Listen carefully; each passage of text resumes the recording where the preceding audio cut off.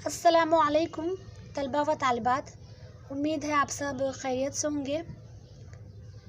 तो आज हम 10वीं जमात की तहरीरी सरगर्मियाँ देखेंगे, जिनमें ख़त नवीसी के ताल्लुक़ से आज हम पढ़ेंगे इंशाल्लाह। तो देखते हैं। ख़त लिखना एक फ़न है। ख़त में अपने ख़यालात व एहसासात को मुख्तसर और जामे अंदाज़ में तहरीर किया जाता है। मुख्तसर और जामे अंदाज़ में यानी क्या बताना चाह रहे इस लाइन के ज़रिए कि ख़त एक ऐसा फ़न है जिनमें अपने एहसास और ख़याल को बहुत ज़्यादा लंबा चौड़ा करके नहीं लिखना होता है, बल्कि एक मुख्तसर और बहुत ही जमा करके कुछ ही जुमलों में अपनी पूरी बात को पेश करना होता है। ठीक है। माज़ी करीब में ख़त को बहुत अहमियत हासिल रही है। साबका जमातों में आप ज़बान व अदब के मशहूर अफराद के ख़ुतूत का मुताला कर चुके हैं और आपकी इस किताब में भी पेज नंबर 56 पे 11वां सबक जो कि ख़ुतूत का है, मिर्ज़ा गालिब के 3 ख़त दिए गए हैं। पहला क्या है? तहनीती ख़त, तिजारती ख़त और फिर ताज़ियती ख़त। ये 3 ख़त जो हैं मिर्ज़ा गालिब के हैं। और इसी तरह 9वीं जमात में भी 8वीं जमात में आप दुनिया भर के ज़बान व अदब के मशहूर अफराद के ख़ुतूत का मुताला वक्तन फ़वक्तन करते आए हैं। एक वक्त था जब हम अपने मुताल्लिकीन को पाबंदी से ख़त लिखा करते थे। यानी एक ज़माना था जब अपने मुताल्लिकीन को, अपने रिश्तेदारों को ख़त वगैरह लिखने का काफ़ी रिवाज था। लेकिन टेलीफ़ोन, मोबाइल, ईमेल और राब्ते के दीगर जदीद तरीन वसाइल के मुरव्वज हो जाने की वजह से यानी ईजाद हो जाने की वजह से, राइज हो जाने की वजह से ख़ुतूत का लिखना कम होता जा रहा है। लेकिन ख़त के ज़रिए तबादले ख़यालात में कमी आ जाने के बावजूद उसकी अहमियत व अफादियत से इनकार नहीं किया जा सकता। यानी इतना तरक्की कर चुका है हमारा ज़माना, उसके बावजूद आज भी कई जगहें ऐसी हैं जहाँ पर हमें ख़त लिखने की ज़रूरत पड़ जाती है। मसलन हमारे एरिया के कोई मसला हो जाए तो पुलिस कमिश्नर को हम ख़त लिखते हैं, या इस तरह से जो इस इलाके के एमएलए होते हैं उनसे कुछ की ज़रूरत के तहत ख़त लिखना पड़ जाता है। या आप देखिए स्कूल में आप दरख्वास्त लिखते हैं छुट्टी वगैरह लेने के लिए, तो भी आप अपने टीचर को, सर को ख़त लिखते हैं। तो इस तरह आज भी ख़त जो है बहुत अहम है, जिसकी ज़रूरत वक्तन फ़वक्तन होती रहती है। ख़त की 2 किस्में यहाँ पर बताने जा रहे हैं। क्या क्या है? रस्मी ख़त और गैर रस्मी ख़त। रस्मी ख़त में देखेंगे क्या है? अरीज़ा, दरख्वास्त, कारोबारी ख़त यानी बिज़नेस वगैरह से रिलेटेड। दूसरा क्या है? गैर रस्मी ख़त यानी रिश्तेदारों से, दोस्तों से, अपने वालिद मोहतरम, भाई बहन को जो हम लिखते हैं उसे क्या कहते हैं? गैर रस्मी ख़त। मौजूदा दौर में ख़त लिखने के लिए ईमेल और दीगर तकनीकी वसाइल का इस्तेमाल बढ़ गया है। मुस्तक़बिल में इन वसाइल का बहुत ज़्यादा इस्तेमाल होगा, इसलिए तकनीक के पेश नज़र ख़त नवीसी के इस तरीके को मुतारिफ़ किया जा रहा है। तो रस्मी ख़त देखते हैं हम। सबसे पहले क्या लिखते हैं रस्मी ख़त में? तारीख़, आपको डेट डालनी है। उसके बाद मकतूब इलैह का नाम आप देखेंगे, जैसे फ़ेल, फ़ाइल, मफ़ूल होता है। जैसे फ़ेल यानी काम, फ़ाइल यानी काम करने वाला, और मफ़ूल यानी जहाँ या जिस पे काम वाक़े हो। तो उसी तरह मकतूब जो है वो मफ़ऊल है, यानी जिसको ख़त लिखा जा रहा है उसका नाम लिखना है। मकतूब इलैह यानी क्या होता है? जिसको ख़त लिखा जा रहा है। तो यहाँ पे आपको उसका नाम लिखना है और उसका ओहदा बताना है।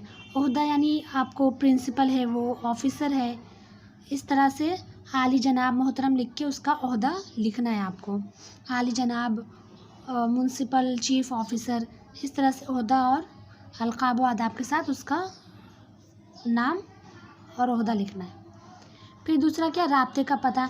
यहाँ राब्ते का पता मतलब अपना पता नहीं डालना है। जो मकतूब इलैह, जिसका हम नाम लिख रहे हैं, जिसके नाम से हम ख़त लिख रहे हैं, जिसको हम ख़त भेज रहे हैं, उसका पता लिखना है। फिर अलक़ाब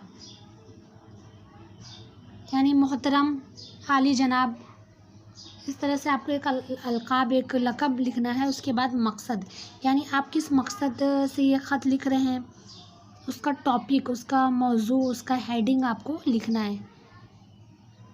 पानी के ताल्लुक़ से लिख रहे हैं, या किसी की शिकायत के ताल्लुक़ से लिख रहे हैं, या स्कूल में छुट्टी के ताल्लुक़ से लिख रहे हैं, तो यहाँ पे आपको मकसद में वो हेडिंग लिखना है। उसके बाद ख़त का मज़मून जो होता है वो जो सबसे मेन पॉइंट होता है वो ये होता है ख़त का मज़मून। आपको इसमें तमहीद बताना होता है, मौजू का मुख्तसर सा, यानी जो आप जिस मकसद से लिख रहे हैं आपको वो मकसद मुख्तसर सा बताना होता है। और फिर तजवीज़, यानी कि आप अपना कुछ मशवरा आप देना चाहते हैं, उनको कुछ एडवाइस करना चाहते हैं, तो वो बयान करके आप अपना नाम और दस्तखत करके इस ख़त को एंड कर देते हैं। मकतूब निगार के दस्तखत, यानी मकतूब निगार यानी क्या होता है? ख़त लिखने वाला। तो आप ख़त लिख रहे हैं तो आप मकतूब निगार हो गए। यहाँ पर आपका दस्तखत, नाम और पता लिखा जाएगा। फिर इंसलाकात यानी अगर ख़त और अरीज़े जो दरख्वास्त आप लिख रहे हैं उसके साथ कोई दस्तावेज़ी कागज़, कोई और प्रूफ वगैरह है तो उसके साथ आपको उसे मुंसलिक किया जा रहा है तो उसका तज़किरा करना है, यानी उसके साथ आप उसको भी अटैच करके ख़त में डाल रहे हैं तो आप उसका भी ज़िक्र ख़त के अंदर ही कर देंगे। तो रस्मी ख़त और गैर रस्मी ख़त में ये छोटा सा फ़र्क है। आप देखेंगे कि रस्मी ख़त में हमें तारीख़ लिखना होता है, इसमें भी हमें तारीख़ लिखना है। रस्मी ख़त में मकतूब इलैह का नाम लिखना ज़रूरी है, इसमें भी हमें मकतूब इलैह हमारे वालिद हैं, हमारा भाई है, तो हमें अलक़ाब व आदाब के साथ सलाम दुआ करके उनका नाम लिखना है। वालिद मोहतरम अस्सलामु अलैकुम, या मेरा प्यारा भाई अस्सलामु अलैकुम, इस तरह से। तो यहाँ पर आप देखेंगे कि रस्मी ख़त में जो है राब्ते का पता लिखना होता है, लेकिन गैर रस्मी ख़त में ऐसा कुछ नहीं दिया हुआ है, फिर भी इसमें भी राब्ते का पता लिखना ज़रूरी है। रस्मी ख़त में अपना मकसद या मौजू बताना होता है, एक टॉपिक लिखना होता है, तो इसमें कोई टॉपिक नहीं आएगी बल्कि डायरेक्ट आप स्टार्ट कर देंगे। तो इसमें यहाँ पे जो है थोड़ा सा डिटेल में आना पड़ता है। आपको क्या करना होता है? अहवाल का इजहार, यानी आपको, आप जहाँ से ख़त लिख रहे हैं वहाँ पे माहौल कैसा है, क्या हालत है, आप कैसे हैं, वो आपको बता के कि मैं आप लोगों की दुआओं से ठीक हूँ अल्हम्दुलिल्लाह, यकीनन आप लोग भी ठीक होंगे अल्लाह के फजल करम से। इस तरह से बता के अपने मामलात का इजहार करके और रिश्ते और ताल्लुक़ के लिहाज से जुमले लिखने, यानी आप वालिद को लिख रहे हैं तो उसी हिसाब से आप जुमले लिखेंगे, भाई को लिख रहे हैं तो उस हिसाब से जुमले थोड़े से अलग होंगे।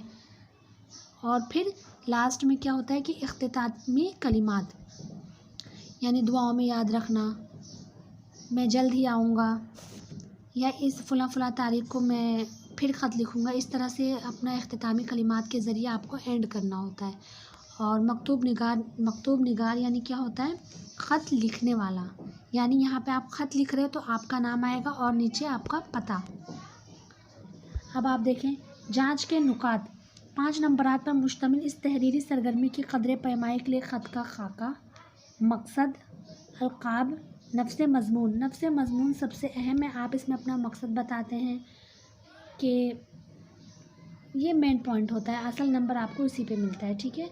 पेशकश के मद्देनज़र नंबरात दिए जाते हैं, नफ्स मज़मून पर ख़ास तवज्जो दी जाए, यानी असल जो है वो नफ्स मज़मून है, उसमें आप अपना ख़त लिखने की वजह लिखेंगे, उसमें आप बयान करते हैं कि हाँ मैं ये ख़त इस वजह से लिख रहा हूँ, या मुझे ये तकलीफ़ है, ये शिकायत है, ये वजह है, ठीक है। आप अपना मेन पॉइंट इसी में लिखते हैं। तो आज के लिए बस इतना ही, फिर मिलेंगे अगली वीडियो में इंशाल्लाह। अगली वीडियो में हम रस्मी और गैर रस्मी 2 ख़त हल करेंगे जो इंशाल्लाह आप लोगों के लिए बहुत फ़ायदेमंद साबित होगी।